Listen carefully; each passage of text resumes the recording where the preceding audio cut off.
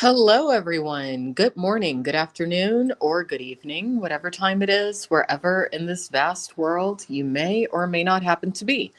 Welcome once more to another live stream of Alexandra Mayers Live, page by page reading and commentary of the modern English version of the Bible.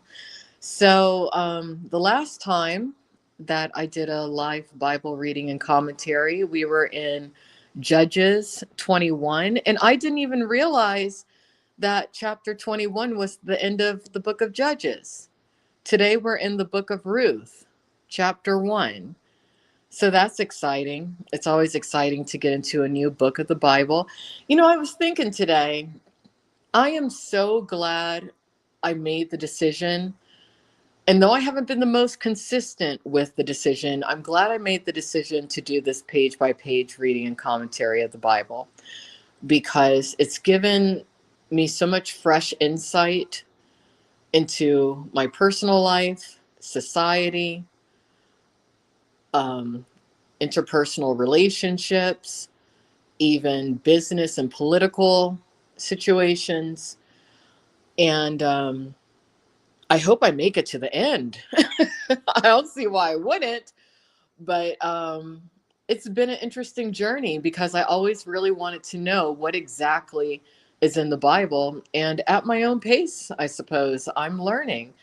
And I'm seeing that my pace has been the right pace for me because as certain events have transpired in my life as I've been reading the Bible, it does seem that I've hit certain areas of the Bible at the perfect time, considering various things that have transpired in my life since I've begun this reading.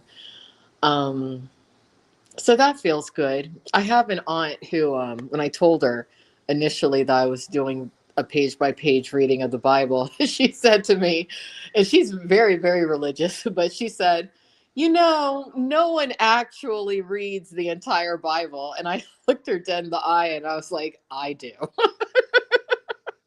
And she was like, yeah, you would. And she's right. I would. That same aunt, actually, it's so, I talked about this on just a casual live stream I did, but I do want to record it here. Yesterday, I was thinking about this particular aunt of mine, and I was, something was urging me to call her, but I was thinking, on the left side of my brain logic, it's late. I probably shouldn't call. Let me wait until, it's daytime where she is. But as soon as I was about to put the thought completely to rest, she called me. She called me, and I thought that was so cool. So, you know, value your blood family ties if you have them, because they really are a vital part of who we are. And if you do have the urge to call a family member out of the blue, call them.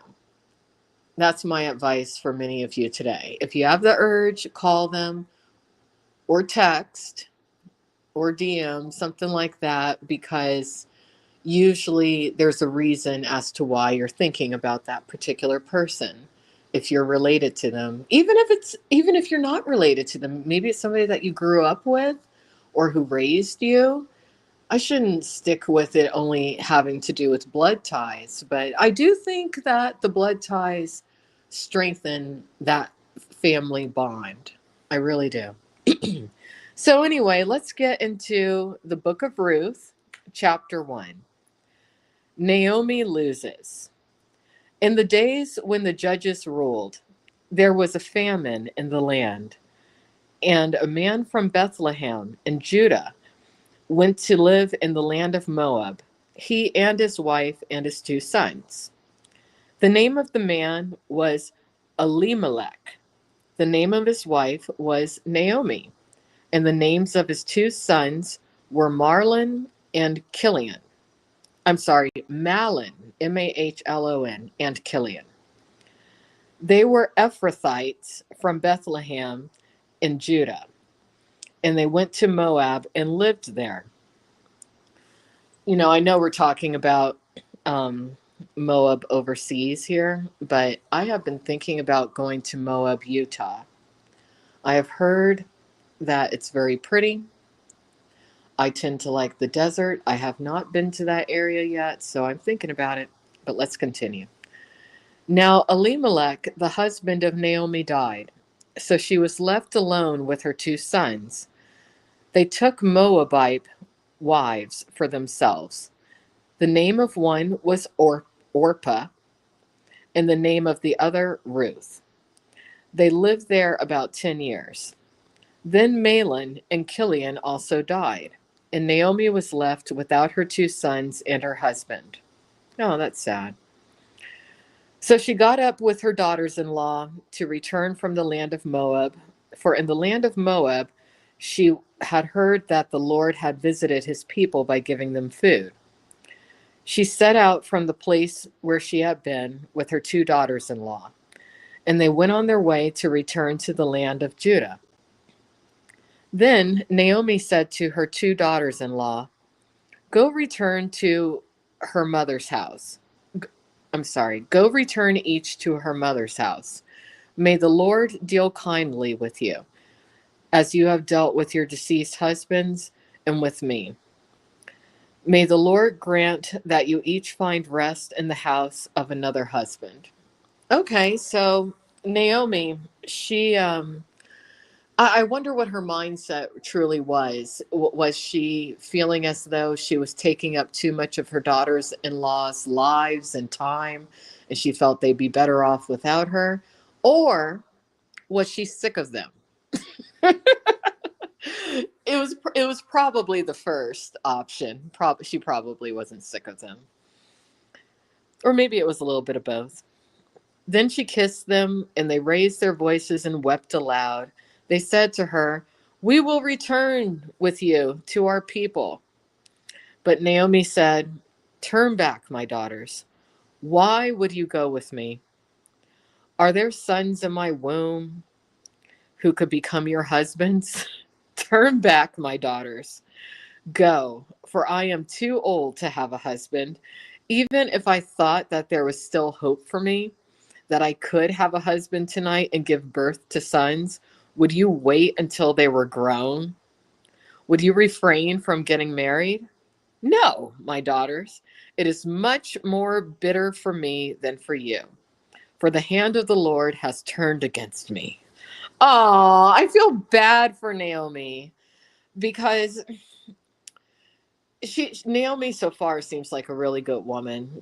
She's like, there's still hope for you girls, because who knows how old these girls were. They might have even been in their teens still, because people did get married early back then. And this woman, Naomi she was probably about my age when I think about it, because people did get started with their families pretty early. But she feels like she's cursed because she's lost every male in her life that she loved. She's not cursed. Oh, I wish I could hug Naomi at this moment, actually. I guess spiritually I'm hugging her right now by reading this. Oh, but it's hard for women. It really is. I wish more men realized that. Then they raised their voices and wept aloud once more. Orpah kissed her mother-in-law, but Ruth clung to her. Naomi said, Look, your sister-in-law has returned to her people and her gods.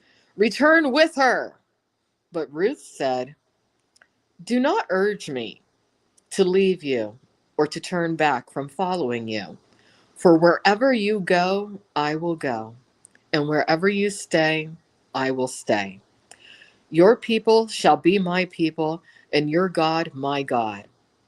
Where you die, I will die, and there I will be buried.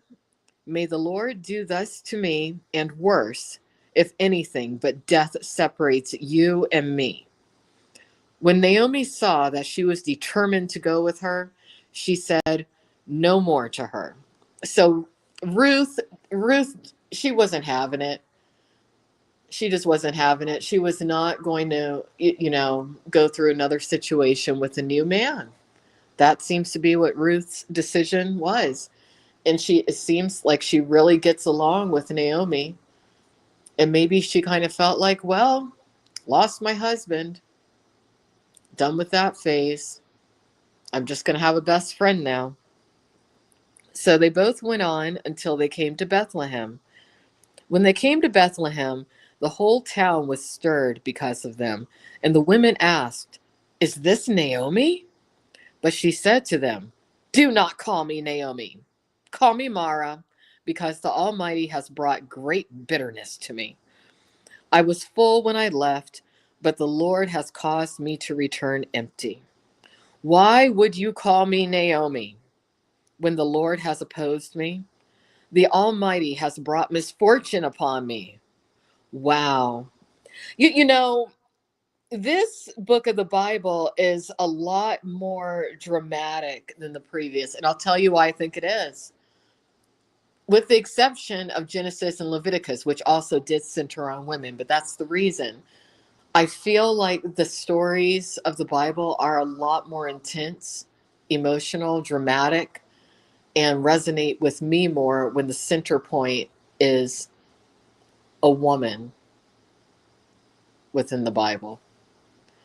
I wonder if I feel that way only because I'm a woman, or I wonder if men feel that way also about books of the Bible. I would have to talk to someone who's read the books of the Bible as I have, but who's male, in order to know that.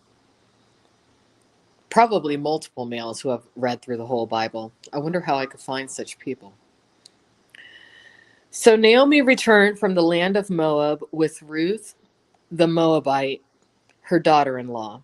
They came to Bethlehem at the beginning of the barley harvest. So that's the end of Ruth 1. We'll go into Ruth 2 tomorrow. Let's see how many books or how many chapters are in Ruth. Only 4? Is this like the shortest book of the Bible? That's interesting. So get this. Genesis had 50 chapters. Exodus 40, Leviticus 27, Numbers 36, Deuteronomy 34, Joshua 24, Judges 21, but the book of Ruth only has 4 chapters. Wow. Well, so far, straight out the gate, the book of Ruth is one of my favorite books. Interesting situation when it comes to the mother-in-law and the daughter-in-law. It's interesting. A lot of times, more often than not, you hear about mother-in-laws and daughters-in-laws not getting along. But in this case, this is an example of 2 getting along very, very, very well, which is nice. So everyone take care. Have a great day. Thanks for listening, and I'll talk to you tomorrow. Bye-bye.